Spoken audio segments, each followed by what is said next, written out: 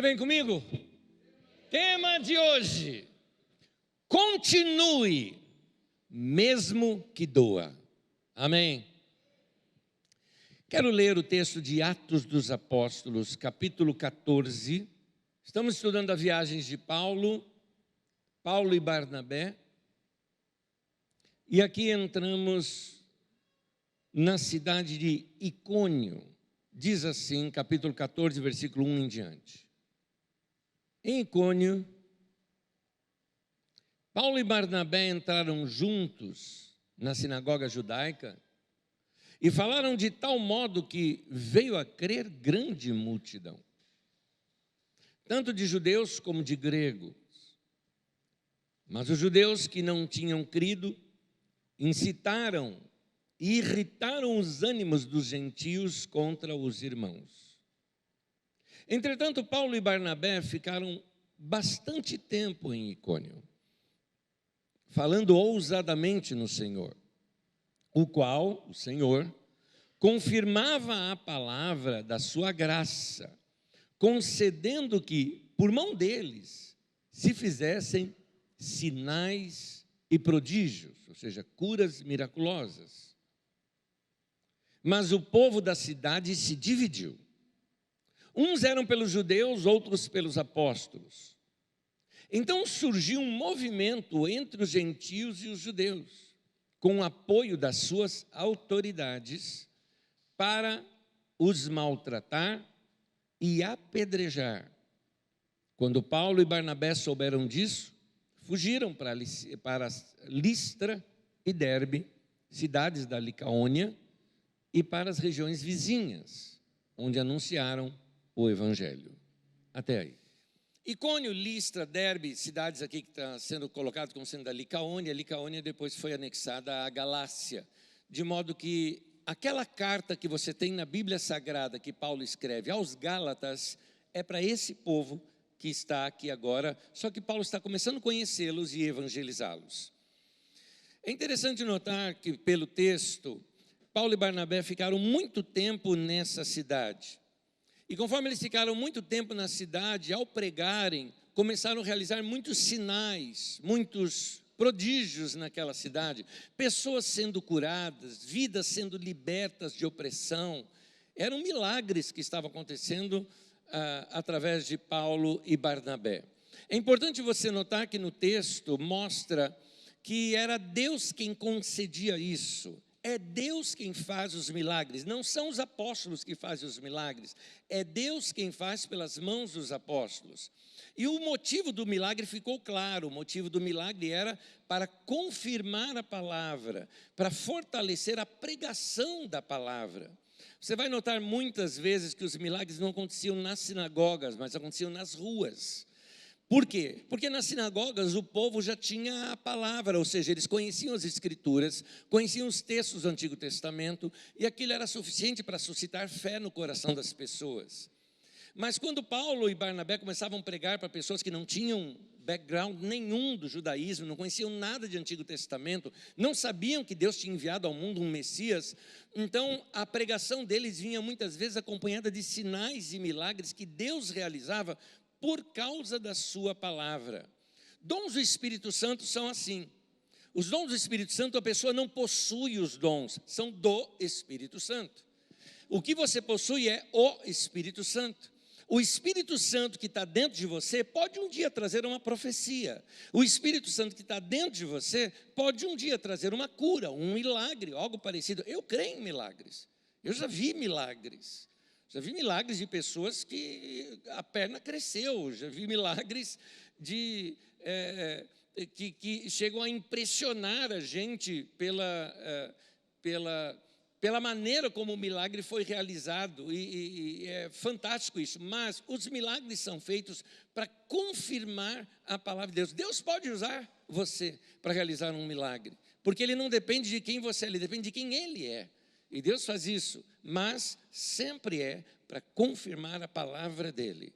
Nunca para glorificar um pregador ou alguém parecido, mas sempre para a palavra dEle. Agora, quando Paulo e Barnabé começam a passar muito tempo aqui na cidade, a cidade ficou dividida. A opinião do povo se dividiu. Muita gente apoiava o que os apóstolos pregavam. Mas, novamente, você vê aqui, como você viu comigo domingo passado, os líderes da cidade, gente de influência política e principalmente influência monetária, conspiraram ao ponto de querer matar os apóstolos. Gente, o que havia de tão forte nos ensinos de Paulo e Barnabé que provocava tais reações, e sempre do pessoal da elite? Sempre. Você não vê isso em outras classes sociais. Um dos motivos que eu vejo é que a pregação de Paulo, e isso nós fizemos aqui no domingo passado, estou apenas repetindo, a pregação de Paulo, ela não é contra os ricos, de maneira alguma. O que Deus fala para os ricos é que eles têm que ser ricos em boas obras. Mas o que a pregação de Paulo e Barnabé fazia é que levantava, vamos dizer assim, a moral dos pobres. Levantava a dignidade do povo. Até o escravo tinha vez. No meio das reuniões da igreja, Paulo mesmo, na carta que ele escreve, inclusive, a esse povo, que são os Gálatas, ele diz, não existe mais homem nem mulher, não existe mais judeu nem grego, não existe mais escravo e livre. Ele fala, todos somos um em Cristo Jesus. Então a igreja nivelou todo mundo, mas quem era da elite, da alta sociedade, as socialites, por exemplo, como nós vimos aqui no domingo passado, não gostaram disso. Porque pararam de ser admiradas, pararam de ser pessoas influentes, porque a influência deles caíram. Então eles se levantavam contra Paulo e Barnabé e tentaram matá-los. É interessante o fato de que a ira da pessoa chegou a este nível, por exemplo. Agora, há um fato que eu acho curioso e eu queria compartilhar com vocês. Mais ou menos na época em que os últimos textos do Novo Testamento estão sendo escritos, foi escrito um texto, um livro, pode-se dizer assim, que contava uma experiência de Paulo nesta cidade de Icônio, onde nós vimos. Não é bíblico isso? Chama-se Os Atos de Paulo e Tecla. Tecla é o nome de uma mulher. Diz ali naquele texto que Paulo estava pregando na casa de Onesíforo, e então Tecla ouviu a pregação do Paulo, e ela, sendo uma moça, jovem, ela estava noiva. Lembre-se que noivado naquele tempo é prometido em casamento. O noivado era um contrato social, porque a mulher era propriedade dos seus pais até se casarem, ela se tornava propriedade do marido. Por isso que havia o dote. Quando havia um noivado, significava que, desculpe o termo que eu vou usar, mas é isso mesmo que acontecia, já tinha dado entrada, entendeu? Já tinha pago alguma coisa para os pais dela, para assegurar de que aquela moça virgem seria dada a ele em casamento. Certamente por ser de uma família da elite, também se casou com alguém famoso da cidade, de alguma família poderosa na cidade. E a moça se converte e decide entregar a vida dela toda a Jesus e viver uma vida celibatária, totalmente dedicada ao ministério. E cancelou o noivado. O que acontece? O que acontece é que a própria mãe dela faz denúncia, inclusive o noivo fez denúncia, e eles denunciaram contra Paulo, segundo o livro ali. Paulo foi preso, e porque ele foi preso, essa moça, que tinha sido encantada com os ensinos de Paulo, vai visitá-lo na prisão. Por causa disso, ela é acusada, como se fosse um adultério ou algo parecido. E ela é condenada à morte, morte na fogueira. Conta-se a história, é uma história lendária, não sabemos o que tem de veracidade e lenda em tudo isso, só estou narrando, porque esse livro circulou no meio das igrejas, igual as cartas do Novo Testamento circularam por um bom tempo, até o IV século. Era muito lido, principalmente pelas mulheres, porque conta a força dessa mulher Tecla. Então ela foi colocada para ser morta, queimada na fogueira. Diz ali na lenda em que uma chuva muito forte deu naquele momento, apagou o fogo, houve até um terremoto em que as pessoas saíram correndo, então ela escapou. No que ela escapou, ela foge e começa a morar em cavernas. E morando em cavernas, o povo que conhecia, sabia dela, ia visitá-la, e ali ela também realizava curas e passou a vida inteira pregando o evangelho.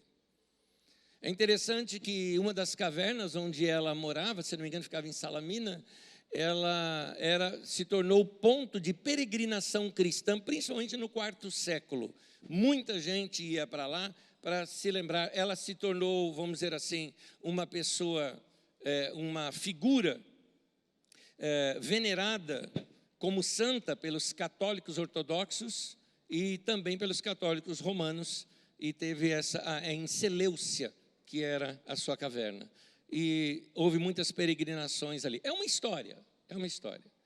Se ela é verídica ou não, o quanto de veracidade e lenda tem junto disso, eu acho que alguma coisa aconteceu, por alguém ter escrito tudo isso.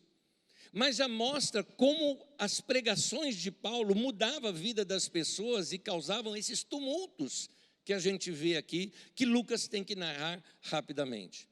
Diante da possibilidade de martírio, os apóstolos fogem. Martírio não é heroísmo.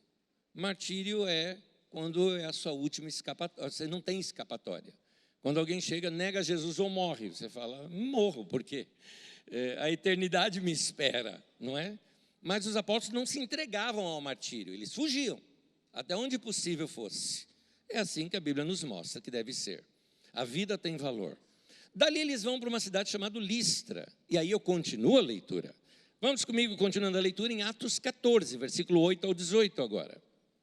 Em Listra costumava estar sentado certo homem aleijado. Uma pausa apenas. Paulo, sempre que ele ia numa cidade, ele procurava primeiro uma sinagoga, porque era mais fácil pregar para os judeus que já conheciam o Antigo Testamento, sabiam das leis de Moisés, sabiam dos profetas, sabiam que viria um Messias. Mas quando ele chegava numa cidade, como é o caso de Listra, Listra era uma cidade em que ela era também uma base romana, portanto temos muitos romanos naquele lugar, um lugar comercial de passagem, mas era um vilarejo não muito grande. E Paulo, quando chega naquele lugar, vai pregar onde? Vai pregar na praça. Normalmente toda a entrada da cidade tinha aquela praça principal ali da cidade, era lá que Paulo pregava, porque não havia sinagoga.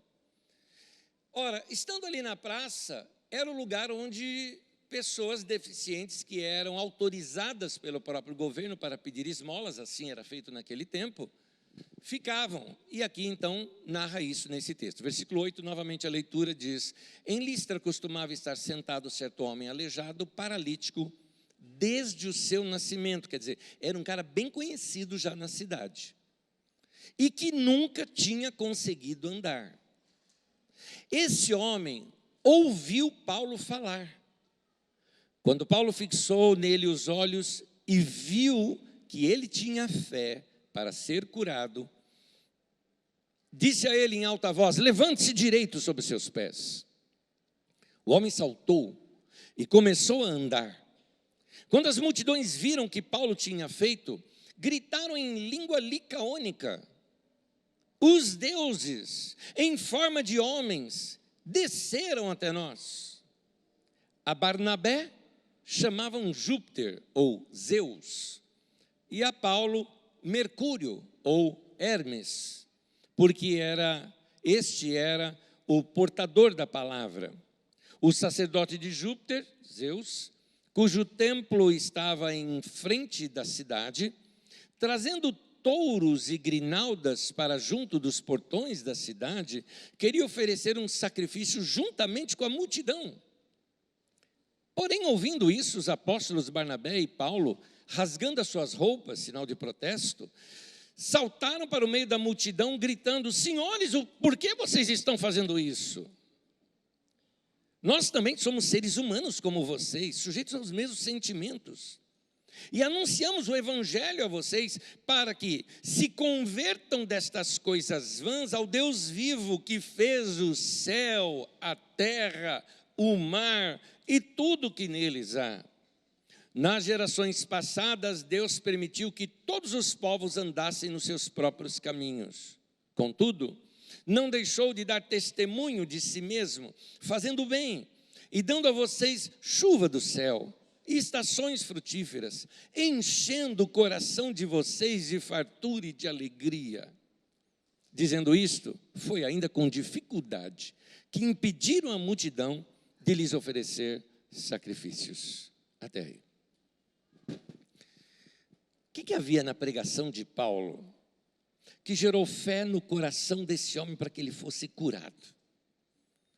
Na pregação de Paulo, certamente ele deveria falar do quê? De Jesus. Ou como diz Atos 10, 38, como Deus ungiu a Jesus de Nazaré com o Espírito Santo e poder, o qual andou por toda parte fazendo bem e curando a todos os oprimidos do diabo, porque Deus era com ele. Então ele contava dos milagres de Jesus e mostrando, e Jesus está vivo hoje, porque eu vi ele ressuscitado. Então ele conta da aparição talvez de Jesus ali para ele, e mostra que Jesus agora tinha mandado a sua palavra. Então essas pessoas entendiam, essa palavra de Jesus mostra que é o próprio Jesus que está aqui entre nós. Começou a gerar fé no coração daquele homem, e Paulo teve essa convicção de que Deus iria curar aquele homem. Fique atento, meu irmão, por isso que eu falo para você, leia a Bíblia todos os dias, ore todos os dias, porque vai ter algum momento da sua vida que você vai ter uma convicção muito forte de que é o momento de você orar por alguém, abençoar alguém, liberar uma palavra sobre alguém, impor as mãos sobre alguém e ver aquela pessoa curada. Porque Deus faz essas coisas ainda hoje.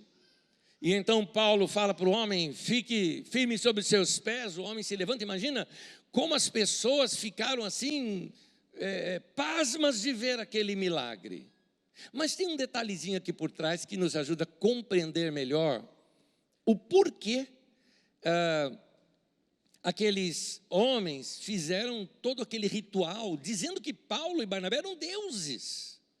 Aí tem a ver com uma lenda que havia naquela região. Lá naquela região tinha uma história que era contada de muitas gerações já, a lenda de Filemon e Baucis. Ela se encontrava num livro chamado de Ovídio, que era Metamorfoses, livro 8, que conta essa lenda. Nesta lenda, conta-se o seguinte, antes de explicar a lenda, deixa eu te falar algo aqui. Os romanos, quando expandiram-se para o mundo, eles pegaram os deuses das outras nações e colocaram nomes dos seus próprios deuses. Por isso que Zeus, bem conhecido como líder do panteão grego, era Júpiter para os romanos. Hermes, que era o mensageiro dos deuses, o mensageiro de Zeus, Hermes é um que na figura ele tem umas asinhas assim no pé, esse é o Hermes, é falado como Mercúrio. Aí você fala, mas Júpiter e Mercúrio são nome de planetas? É dado o nome de planetas ao nome dos deuses. Marte, por exemplo, deus da guerra, que é o mesmo dos Ares, deus grego. E daí por diante, a mitologia grega está toda nos astros, aí nas nomenclaturas que lhes deram. E então, nesta lenda que é contada ali naquela região, conta-se o seguinte: Zeus e Hermes foram visitar aquela região para testar o coração do povo, se o povo eram ou não bons hospedeiros. Então eles se fizeram em forma humana, se vestiram com roupas bem simples, como se fossem homens muito pobres, e começaram a bater de casa em casa, pedindo hospedagem. Ninguém os hospedou. Até que um casal já de idosos, e esse casal de idoso abriu a sua casa, recebeu-os ali, seria Filemon e Baucis. Lembrando, Filemon é apenas um nome igual ao Filemon que tem na Bíblia Sagrada, mas não é a mesma pessoa, tá? São só nomes iguais. Mas receberam na sua casa e assim, com muita atitude de serviço, pegaram o único ganso que eles tinham e matou o ganso para servir uma carne ali para eles e recebê-los bem. O pouquinho de vinho que eles tinham, deram ali, e segundo a lenda, o vinho se multiplicava, e finalmente Zeus revela a sua identidade. Mas quando ele revelou a identidade dele, ele disse o seguinte: essa cidade não merece viver. E destruiu a cidade inteira, deixando vivo apenas esse casal. E transformou a casinha simples deles num templo, que é o templo que estava ali de frente da cidade. É esse templo, esta é a lenda daquele templo. Muito bem. Note agora o seguinte: aquele povo acreditava nisso. E para eles tinha acontecido isso no passado. Talvez baseado em alguma situação, sei lá, algum meteoro que deve ter caído lá e pegou fogo. Então, o que era esse fogo? Porque Zeus uma vez julgou essa cidade. Você sabe que essas histórias surgem em cima disso, de desastres naturais. Muito bem. Agora, 2 homens chegam na cidade deles e começam a pregar uma coisa que eles nunca ouviram.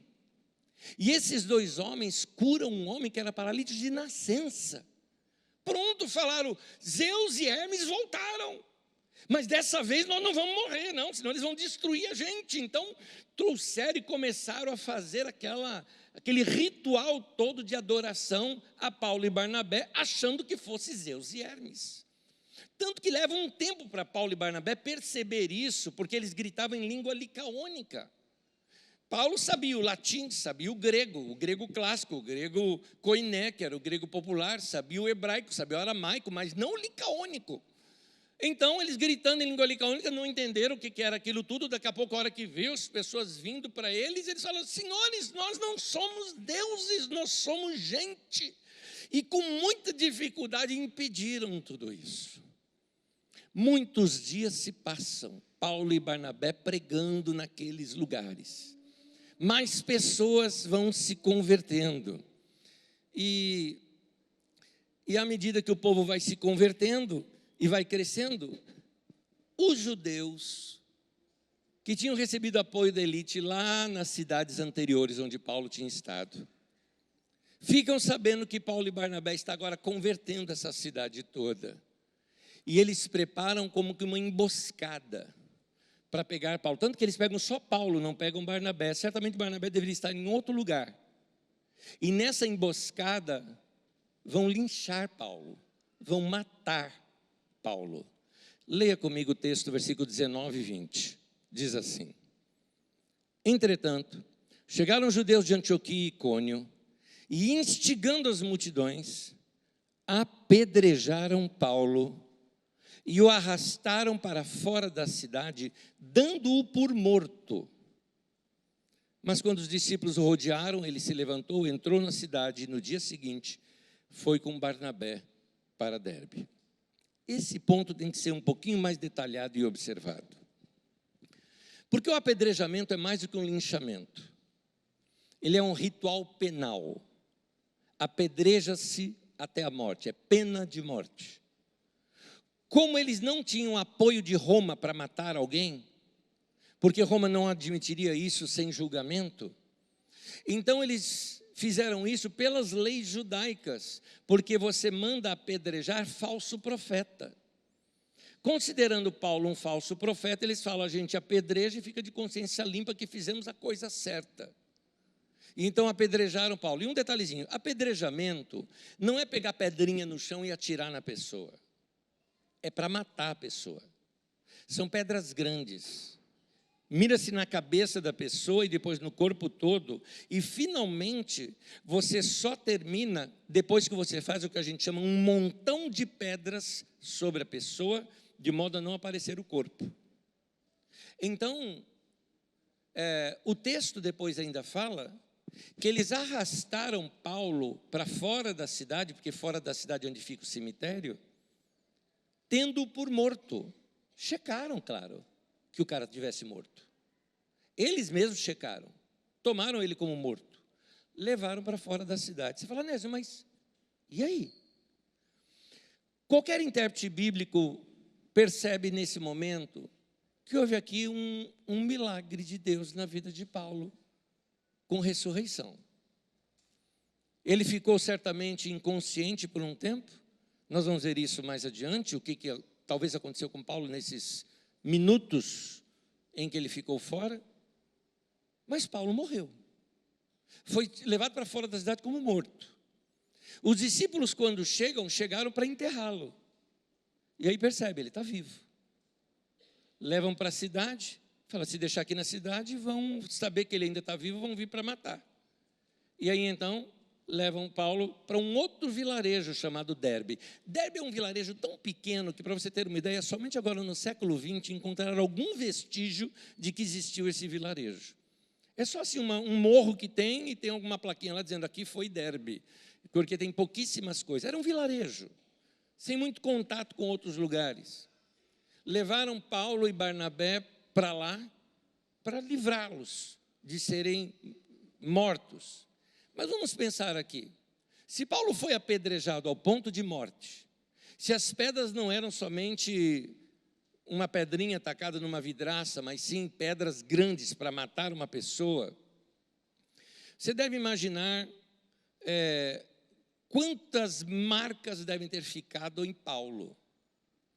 Paulo carregou marcas profundas desse tempo na sua vida, tanto no corpo quanto na alma.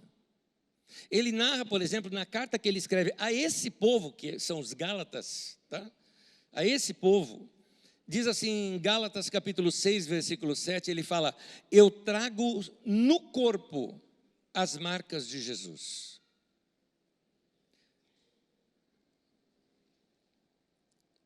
Certamente Paulo foi levado para lá com muito ferimento, com muito sangramento, com marcas que talvez deixasse até uma certa repugnação em quem visse aquele homem todo estourado e cortado.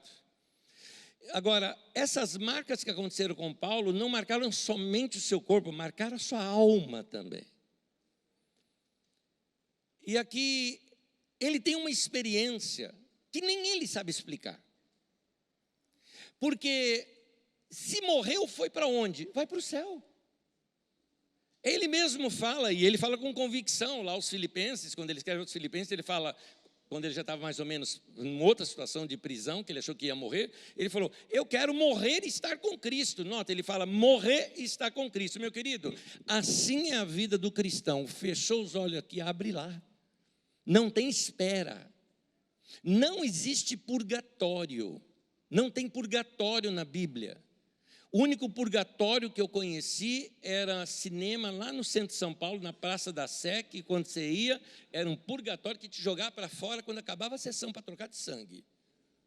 Mas purgatório não existe, isso é invenção da Idade Média, que a alma fica lá esperando, isso aí era para recolher dinheiro do povo, olha, então dá uma oferta para a igreja, que a hora que cair uma moeda no cofre, uma alma entra no céu, é isso aí que Lutero combateu lá no tempo dele, tá? Então, purgatório não existe, morreu, a Bíblia diz, imediatamente vem o juízo. Ou seja, toda pessoa está destinada a morrer uma só vez, diz no livro de Hebreus, então não existe reencarnação, e logo depois disso já vem o juízo. Já se define a vida. Nossa vida aqui é rápida. E depois daqui tem a eternidade. Ponto, é isso. Então, Paulo morreu, foi para onde? Foi para o céu. Agora, ele vai contar isso como para alguém? Como é que alguém consegue, em palavra humana, descrever uma realidade divina? Não consegue. Então o que Paulo faz? Guarda consigo. Só que aconteceu que anos depois, numa outra cidade, Corinto, lá na Grécia, Paulo começa a ser rejeitado como apóstolo, dizendo que ele não era apóstolo. Ele começa a dizer, mas Jesus me chamou, tudo mais, conta a sua história. Ele falou, olha, tem até uma coisa que eu vou contar aqui para vocês, que eu não sei se eu deveria contar, mas acabou contando. E aqui está na carta para a gente. 2 Coríntios capítulo 12, versículo 2 em diante, ele conta essa experiência que tinha acontecido já 14 anos depois é que ele conta. Ele conta essa experiência que nós acabamos de ler. Ele fala, conheço um homem em Cristo, ele está falando dele mesmo, que há 14 anos foi arrebatado até o terceiro céu. Essa é uma expressão que o judeu entendia que é o céu onde Deus habita. Não o céu visível, que é o primeiro, o céu astronômico, vamos chamar assim, que é o segundo, o universo, né? E o terceiro céu, sendo o lugar onde Deus está. E ele fala, se isso foi no corpo ou fora do corpo, não sei, Deus o sabe. E esse homem, se no corpo ou sem corpo, não sei, Deus o sabe, foi arrebatado ao paraíso e ouviu palavras indizíveis que homem nenhum tem permissão de repetir. Versículo 7. E para que eu não ficasse orgulhoso com a grandeza das revelações, foi-me dado um espinho na carne, mensageiro de Satanás, para me esbofetear, a fim de que eu não me exalte. 3 vezes eu pedi ao Senhor que o afastasse de mim. E então o Senhor me disse, a minha graça é o que basta para você, porque o poder se aperfeiçoa na fraqueza. E aí Paulo fala, de boa vontade, pois, me gloriarei nas fraquezas, para que sobre mim repouse o poder de Cristo. Por isso eu sinto prazer nas fraquezas, nos insultos, nas privações, nas perseguições, nas angústias, por amor de Cristo. Porque quando eu sou fraco, então é que eu sou forte. Amém? Amém? Que palavra maravilhosa!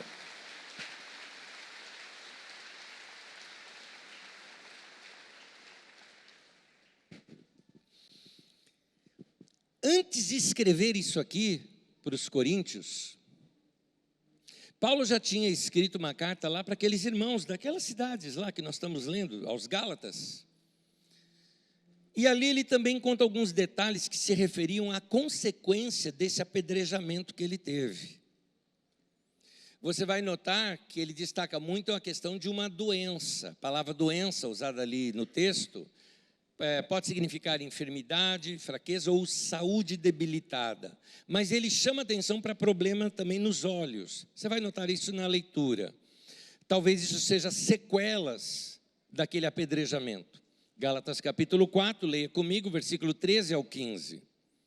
E vocês sabem que eu lhes preguei o evangelho a primeira vez por causa de uma enfermidade física. Ou seja, por causa da minha saúde debilitada. Ele falou, eu acabei indo para vocês porque eu estava fugindo de ser morto, e eu estava com saúde debilitada, e foi assim que eu preguei o evangelho. 14, diz assim, e por mais que a minha enfermidade na carne lhes tenha sido uma provação, vocês não me trataram com desprezo e nem desgosto. Aqui a palavra desgosto dá uma ideia de repulsa. Vocês não me trataram, deve ter sido uma provação para vocês aguentar um cara sangrando, corpo estourado, apedrejado. Era uma cena repulsiva. Ele falou, e vocês me trataram muito bem.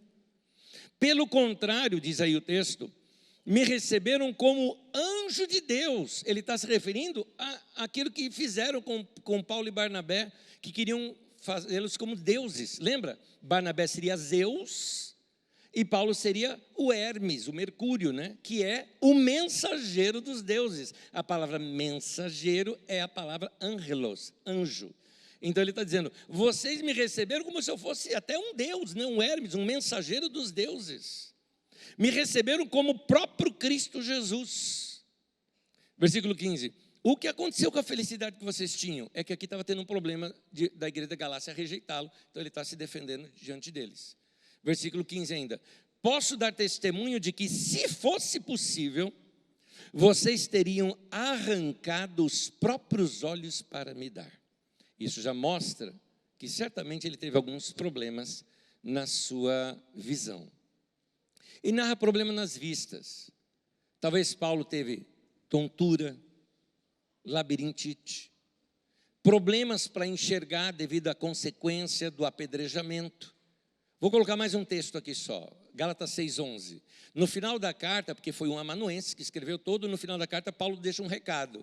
E no recado dele, olha o que ele fala. Veja com que grandes letras, não, com que letras grandes escrevi a vocês de próprio punho.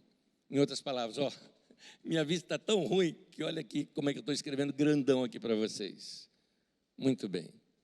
Você se lembra que Paulo, então, vamos juntar todos esses textos. Paulo, então, é apedrejado, é tido como morto, é arrastado para fora da cidade para ser enterrado. Quando os discípulos chegam junto dele, percebe que ele ainda está vivo. recolhem ele até a cidade, mas tem que tirar da cidade, porque se descobrem, iriam matá-lo, acabar de matá-lo, né? Então, o levam para um vilarejo meio escondido, chamado Derbe.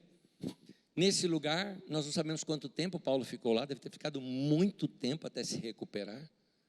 E ele conta, cheguei esbugalhado perto de vocês, sangrando, cabeça rachada, olhos talvez roxos, feridos, quem sabe partes do corpo, ossos quebrados. Foi assim que Paulo chegou. Agora, é interessante, esse homem quebrado prega o evangelho naquele lugar, o povo se converte e se torna uma igreja fortíssima naquele lugar. Paulo pregava de qualquer jeito. E ele fala, foi uma enfermidade, foi uma deficiência física minha que me possibilitou pregar para vocês o evangelho. Olha o pensamento de Paulo. Em vez dele ficar assim, ai, quanto que eu sofri, ele falou, não, foi esse meu sofrimento que me permitiu pregar o evangelho, e agora tem igreja aí. Paulo era muito positivo nesse sentido. E ele conta, ele fala, se a gente juntar os textos, né? Naquele momento, morri, fui diante de Deus, ele ainda me fala umas coisas que eu nem posso repetir aqui para vocês. Nem sei se eu estava no corpo, fora do corpo, que corpo que eu estava, como é que eu compareci para ele, vazando sangue ou não, eu não sei. Ele falou, não sei te contar. E aí ele escreve lá para os Gálatas, fala, mas eu continuo com algumas marcas. Continuo, talvez eu sofra ainda com dores de cabeça, talvez eu tenha aqui tonturas e labirintites ao longo da minha vida, eu tenho agora problemas nas vistas. Ele fala, eu trago no meu corpo físico as marcas de Cristo, eu trago isso. E aí ele fala, eu pedi para Deus remover isso de mim. Ele chama isso de espinho na carne. Porque pensa bem, Paulo chega, primeiro na cidade anterior, muitos sinais e milagres, a gente não sabe quantos, só sabe que foram muitos. Paulo chega em outra cidade, tem um homem aleijado, ele dá uma palavra de ordem e o homem começa a andar. E ele mesmo, doente. Ele mesmo, com problemas nas vistas. Paulo era o melhor e maior conhecedor do judaísmo da época, e os judeus não recebiam ele. Então, eu não sei qual que é o espinho na carne de Paulo, só sei que era um incômodo. Alguma coisa que frustrava Paulo. Paulo carregava consigo uma frustração secreta. Alguma coisa que só ele sabia, algo que perturbava ele, ele não contava para ninguém. Era uma frustração secreta, doía na alma, espinho na carne, sabe assim, ferpa no dedo, né? Aquela coisinha que parece ser pequena, mas te incomoda mais do que qualquer outra coisa. Ele pediu para Deus, interessante que o texto ainda fala que ele falou, pedi 3 vezes. Paulo acreditava tanto na oração que bastava uma vez. Pediu 3 vezes, mas Deus não removeu, mas Deus disse para ele, eu não preciso remover. A minha graça que está em você já é suficiente. O que eu dei para você é suficiente, porque você vai ser mais forte com o meu poder em você. E ele ainda fala, Paulo fala assim, é um demônio aquilo lá, que me esbofeteia, ou seja, eu me sinto zombado, mas isso é para me manter humilde, porque senão eu seria orgulhoso. Eu seria um cara orgulhoso, todo poderoso, que tentam me matar e eu não morro, que eu vou para o céu e volto. Mas ele falou, não, para me manter humilde, ele, em outras palavras, está falando, eu sei que eu sou orgulhoso. Então, para me manter humilde, o espinho ficou. Deus não tirou. No caso de Paulo, nós vimos que poderia ser a sua saúde. Agora, vamos trazer isso para a gente? Você tem pedido para Deus mudar algo na sua vida? Talvez na sua saúde, talvez nas suas finanças, talvez nos seus relacionamentos que você tem. E Deus não mudou isso ainda. Eu não estou falando para você desistir de pedir, não é isso que eu estou te ensinando. Mas o que eu quero te falar que é, enquanto Deus não muda, não deixe que isso roube a sua alegria de viver, não permita que isso venha amargar a sua vida, não permita. Você vai notar, por exemplo, Paulo, quando ele escreve aos Filipenses, e isso é muito depois desse momento aqui, ele fala, se alegre meus irmãos, se alegre no Senhor. Ele falou, eu estou vivo, eu vou viver, Mas Paulo, e seu espinho na carne? Isso é para me manter humilde, isso é para eu também não achar que eu estou com a bola toda. É isso. Mas vamos seguir a vida. Paulo olhava a vida de uma maneira diferente. Queridos, às vezes nós podemos estar abençoados em tantas áreas da vida e a gente fica preocupado com aquela que a gente não está. Você pode estar realizado na sua família, no seu trabalho, no seu ministério, mas pode ter lá dentro de você uma frustração secreta que ninguém conhece, que te perturba e te incomoda. Há frustrações na vida da gente que Deus não remove, ou até demora para fazê-lo, e essas horas você precisa confiar de que Ele sabe o que é melhor para você. Amém. A boa notícia é que Deus pode fazer essas coisas contribuírem para algo bom. Como? Deus tem a história de cada um de nós aqui. Não deixe que essas contradições da vida te deixem amargo. Não permita que isso faça você desistir dos seus sonhos. Querido, não fique focado na sua frustração. Se Paulo ficasse focado nos porquês da vida, ele nunca teria cumprido o destino dele. Mas ele simplesmente seguiu. Como eu costumo dizer, ele seguiu a profecia da profeta Dolly. Continue a nadar, continue a nadar. Não é? Quem não assistiu o desenho não entendeu. Fé é confiar em Deus, mesmo quando a vida não faz sentido. É como se você chegasse assim para Deus e falasse: Senhor, está doendo isso aqui. Tem um negócio aqui que ninguém sabe, que está amargando lá minha alma. Mas eu não vou parar de viver para a tua glória por causa dessa coisinha aqui, não.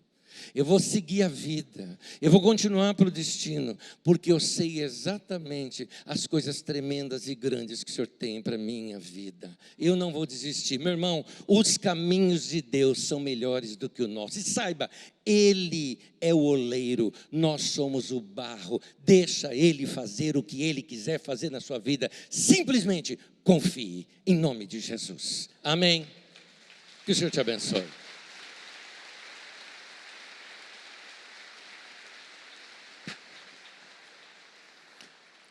Quero convidar você a ficar em pé comigo, mas não se desconecta não, que eu tenho uma coisinha para falar com você ainda aqui.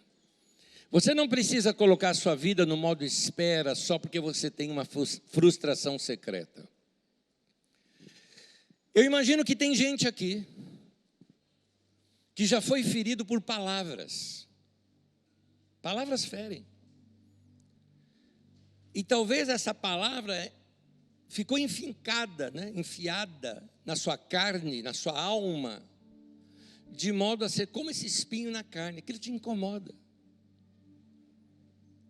Palavras talvez ditas para os seus pais, uma rejeição pública que você passou, alguém que você amava e jogou algo na tua cara.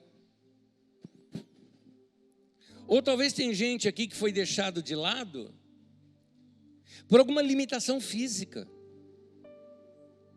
ou alguma limitação emocional, só porque você não é como os outros são, você é um pouquinho diferente.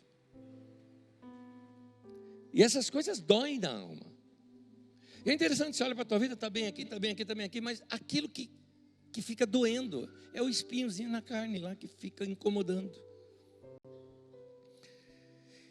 Mas tem gente que acha que só vai conseguir servir bem a Deus depois que tiver tudo bem. Então eu tenho que resolver isso para então servir a Deus. Não, meu irmão, é isso que eu vim aqui essa manhã te falar. Olha que Paulo não foi curado das vistas. Paulo talvez teve deficiência, não sei até se dificuldades até para caminhar ou coisa parecida, não sabemos, ele não conta. Mas depois de um apedrejamento, eu acho que muita sequela deve ter ficado. No entanto, ele não parou. Ele não deixou que isso parasse a vida dele. Não permita que uma situação, uma crise, alguém que te abandonou, uma viuvez, um desemprego, uma doença, ou alguém querido que partiu, não permita que essas coisas na vida que acontecem aleatoriamente na vida das pessoas que isso pare você, porque se você está vivo, é porque o propósito de Deus para a tua vida ainda não acabou, meu irmão. Porque se o propósito de Deus na vida não tinha acabado para Paulo, o que Deus fez? Ressuscita, porque não acabou. Deus quer usar você do jeito que você está, quebrado, ferido, mas você é útil para Ele. Você não precisa estar inteiro para ser instrumento de Deus, você só precisa estar disponível de falar: Senhor, eu estou aqui. Amém? Tema de hoje: continua, mesmo que doa. Continua, mesmo que doa. Então, guarde isso. Quando o profeta Abacuque percebeu que estava uma desgraça no tempo dele, desgraça que as vinhas não estavam dando o fruto, desgraça que devido à seca que estava acontecendo, o gado está morrendo, mas ele pega, vira para Deus e diz o seguinte: ainda assim, todavia, eu me alegrarei no Senhor e exultarei no Deus da minha salvação. Ou seja, a situação ao meu redor não vai mudar a minha atitude para com meu Deus. Isso é fé. É isso que Deus quer gerar. Essa firmeza que Deus quer gerar no nosso coração. Amém? Põe tua mão no peito, deixa eu orar com você. Querido Pai Celestial, abraça o teu povo. Conforta o coração deste homem, desta mulher que traz consigo uma frustração, algum espinho na carne, alguma situação interna que talvez ninguém saiba, mas aquilo o perturba. Senhor, que ele se sinta abraçado pelo Senhor e que ele ouça as tuas palavras: minha graça te basta, minha graça é tudo que você precisa para continuar. Então, Senhor, fortalece o teu povo, para que o teu povo continue firme com o Senhor, a despeito das dificuldades, que continue a andar, a caminhar, a fazer aquilo pelo qual o Senhor nos chamou para estarmos aqui no mundo. Sabemos que a vida eterna nos espera, a eternidade nos espera, mas enquanto estamos nessa linha do tempo, que possamos fazer o melhor aqui, em nome de Jesus. Amém, amém. Ao nosso Deus.